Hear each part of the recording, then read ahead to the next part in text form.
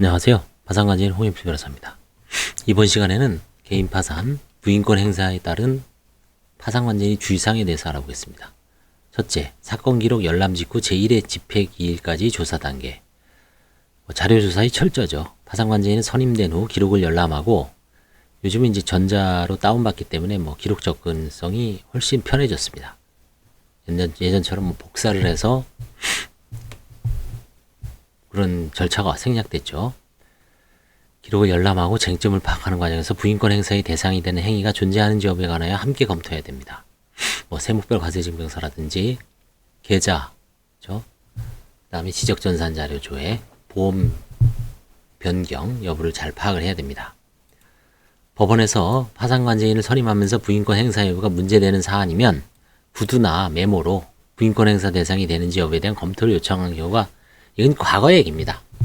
이 시절에 2015년 이전에 1년에 몇 건 선임 안 할 때 파산 관제인한테 이제 판사님이 이제 부전지로 메모 같은 걸 해서 아니면 보정명령 같은 걸 자주 내릴 때 보정명령에 어떤 힌트가 있죠. 근데 지금같이 수십 건을 한꺼번에 선고하는 데는 판사들도 예납명령 정도만 발의하지 관제인이 자율적으로 기록을 보고 면담을 하면서 자료를 검토한 다음에 부인권 행사 여부를 제1회 보고서에 아니면 그 전에 이제 소송 제기 허가 신청을 내면서 이제 파악이 되는 거죠. 다만 파산관제인은 법원이 지적에 구애받지 말고 사건 전체에서 부인권 행사가 가능한 영역이 있는지에 대해서 동시에 검토해야 됩니다. 당연하죠. 그래서 상속 같은 거는 이제 면담을 해보고 사망이 언젠지, 그 당시에 지급불능, 채무 초과는 있었는지, 그 다음에 협의 분할은 어떻게 했는지, 상속 포기를 했는지, 그 다음에 부동산은 어느 정도 규모인지를 조사를 한 다음에 부인권 행사를 하든지 화해 계약을 하든지 나아갈 수 있죠. 법원에서는 그 상속 같은 건 잘 파악을 못 합니다. 사실은 그 채무자가 성실하게 쓰지 않기 때문에. 파산 신청서와 채무자의 보정서에 채무자의 처분 행위 등에 대한 자료가 부족한 경우 신청 기록의 분석 등을 통해 부인권 행사가 문제될 수 있는 부분에 관하여 채무자와 채권자로부터 자료를 제출받고 필요한 경우 사실조회 등 충분한 조사를 실시할 필요가 있죠. 사실조회까지 할 시간적 여유가 없기 때문에 대부분 채무자를 좀 엄격하게 조사를 해서 자료를 제출받으면 웬만큼 다 나오죠. 물론 끝까지 거부할 경우에는 어쩔 수 없이 사실조회를 해야 됩니다. 파산 및 면책 신청 이전의 채무자의 재산 등으로 부인권 행사가 고려되는 사건의 경우 채무자의 이익과 대립되는 상황이 이르게 되므로, 그쵸? 채무자가 이제 집을 팔아서 아니면 편파 변제를 했을 때 채무자의 이익과 대립되죠.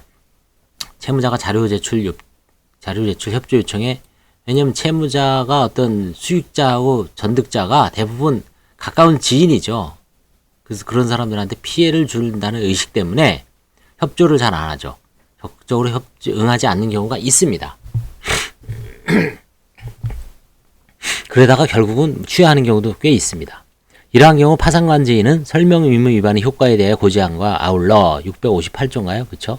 징역 1년 1,000만 원 이하의 벌금, 설명 의무 위반에 해당된다, 면책 불허가 사유에 해당된다라고 고지하고 아울러 채무자의 해명과 입증을 통해 부인권 행사 여부에 대한 최종 판단이 이루어진다는 점을 채무자에 고지하고 부인권 대상 행위 경위 등에 대한 충분한 설명을 요청하여 실질적 조사가 이루어질 수 있도록 노력해야 된다. 채무자가 충분하게 설명을 하고 해명을 한 상태에서 부인권 행사를 포기할 수도 있습니다. 협조를 잘하면. 왜냐하면 상당성 있는 행위가 있을 수 있거든요. 상당성 있는 부인권 조각 사유, 그렇죠? 조사를 해보면 변제를 했는데 그 채무자가 그 제3자가 채무자보다 훨씬 어려운 기초생활수급자로 살고 있다더라, 그렇죠? 아니면 그걸 받아서 이미 빚을 갚았다라 했을 때는 좀 문제가 달라질 수도 있습니다. 한편 부인권 행사의 기본적 요건은 사행위 취소손과 마찬가지로 채무 초과 지급불능 상태에서의 처분 행위가 존재가 중요한 쟁점이 되는 경우가 많기 때문에 채무자의 적극재산과 소극재산을 입증할 수 있는 자료를 내라고 해야 되죠. 그렇죠? 충분히 내라고 해야 됩니다. 최대한 수집하고 검토할 필요가 있습니다. 그 다음에 부인의 청구를 과연 허가 신청할 필요가 있는가? 이건 이제 불효설이 다수설입니다. 법상 부인권은 파산관제인만 행사할 수 있습니다. 채무자나 채권자는 행사할 수 없죠. 파산관제인이 부인권을 행사하고자 할 경우에는 법원의 허가를 미리 받아야 합니다. 492조인가요? 다만 현재 서울중앙지법원, 서울해생법원은 부인의 청구는 일반 민사부가 아닌 파산부에서 처리하고 있으므로, 그죠? 파산 재판장이 하죠. 그다음 부인의 소송도 이제 다 파산부에서 처리하고 있습니다. 부인 청구, 이건 이제 좀 바꿔야 되죠. 이제 서울회생법원에 출범했을 때 나중에 수정할 겁니다. 부인의 청구 제기는 부인의 소원과는 달리 법원의 허가사항으로 보이지 않습니다. 왜냐하면 부인이 청구를 자기가 판사님이 재판장이 만약에 213단독 제 관제인인데 부인이 청구를 신청을 했어요. 허가 신청을 했는데 213단독 재판장이 오케이 허가를 했어요.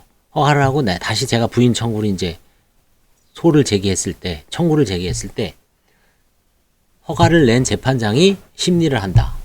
좀 이상하죠. 보통 중립적 취지에 반하죠. 상대방 입장에서는 이 사람이 허가하고 자기가 판단한다 이거야. 북치고 장구치네. 그래서 그런 어떤 대심적 허가를 한 사람이 심리를 하는 걸 방지하기 위해서 부인의 청구 제기는 부인의 소와 달리 법원의 허가사항으로 보지 않고 있습니다. 다만 이런 부인 청구가 들어갑니다라는 정도 결제 알고는 있어야 되기 때문에 그냥 이런 게 들어오는구나 해서 확인 정도는 하고 있는 것 같아요. 만일 파산관제인이 부인 청구에 대하여 법원이 허가를 받도록 한다면 제3자적 입장에서 심판기관이 되어야 할 해당 법원이 이를 허가하고 또 결정하게 함으로써 법원의 중립성, 객관성이 문제될 수 있기 때문이다. 이건 항상 논의가 됐습니다. 보전처분의 고려, 당연하죠. 부인의 청구는 채무자의 일탈재산을 원상회복시켜 채권자들에 대한 배당을 실시하기 위한 것인 만큼 집행 가능성이 없다면 의미가 크게 감소한다. 때려쳐야 됩니다. 따라서 채무자의 처분 행위로 인해 재산이 3자에게 넘어간 것이 확인된 경우나 그러한 위험이 있는 경우 보전 처분을 통해 재산을 묶어두기 위한 조치를 사전에 실행하는 것이 필요하다. 제가 얼마 전에 부인 청구에서 가처분 많이 소개했잖아요. 최근에 가처분 많이 제가 실제 한 사례에 대해서 처분금지 가처분 391조 1호 부인권 행사를 보전하기 위한 391조 제1호에 기한 부인권 행사에 의한 말소등기 청구권, 소유권 이전 등기 청구권 보전 많이 소개 한 대여섯 개 했습니다. 참조하시면 되고요. 다만 법 제323조에서 인정되는 파산 선고 전의 보전 처분은 채무자의 재산에 관한 것이고 제3자의 소유 또는 관리하에 있는 재산에 대한 보전 처분에 관해서는 법에서 명시적 규정을 두고 있지 않으므로 필요한 보전 처분은 민사집행법 규정에 따라 실행하고 파산법원에 보전 처분을 신청하지 않도록 주의해야 된다. 이거는 이제 다시 수정해야 됩니다. 잘못된 겁니다. 지금 현재는 서울회생법원이 보전처분, 가압류 가처분의 담당 부서입니다. 그리고 민사소송도 여기다 다 냅니다. 부인 청구, 부인 소송, 보전처분, 채무자에 대한 보전처분 일체를 다 회생법원이 내기 때문에 이거는 이제 예전에 중앙법원에서 이제 파산부가 따로 있고 일반 이제 중립성에 의해서 보전처분도 민사 50부에서 할 때죠.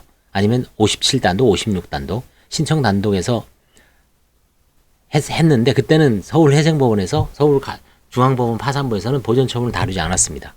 근데 지금은 다루기 때문에 요거는 이제 아마 수정돼야 될 내용이라고 볼 수가 있습니다.